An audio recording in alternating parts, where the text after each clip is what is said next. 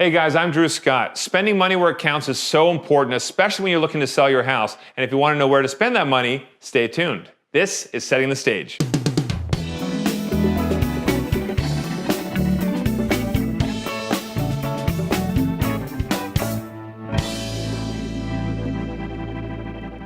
Eric from Sacramento sent a picture of his man cave. Now Eric, I like this bonus space for you, but the problem is it looks extremely dated. But just because it's a basement doesn't mean it should feel like a basement. Eric, you're not the only person with this issue. I know a lot of houses out there that need to spend the money more wisely. In fact, I found one listing I'm going to show you right now.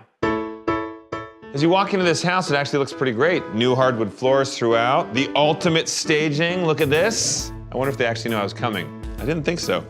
But the problem with this place is they're spot renovating. And what that means is that they're doing some renovations, but not everything. It's not saying you have to blow your budget and spend tons of money to make over everything in the house, but you want everything to flow nicely. You don't want it to look choppy.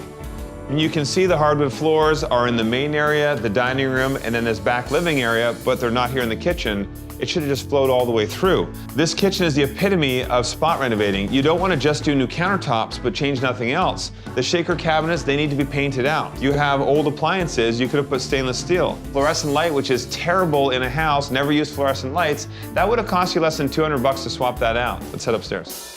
This house has 4 bedrooms on the upper level, 2 bathrooms. They carried that same dark hardwood up into the hall area upstairs, but every bedroom has this carpet. The unfortunate thing is most buyers nowadays, they don't want carpet. They like having flowing floors through the whole space.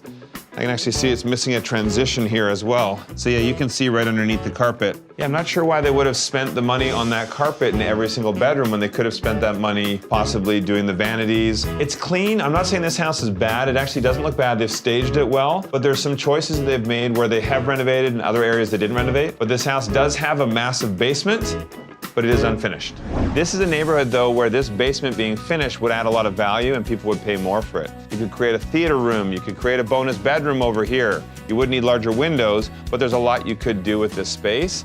My advice would be make sure every room has a feature, and that can be something simple. It could be decor, it could be a light fixture, it could be flooring, it could be an island. But every room should have at least one feature. Right now, this basement looks like a place for a washer dryer, maybe some boxes, but it doesn't look like a place you can enjoy with your friends. But here's a virtual makeover of what you could do with this space. Built-in shelves, recessed lights, a lighter color on the walls, and lots of seating so you can enjoy movie nights. This now makes the basement area a beautiful space you can enjoy with your friends.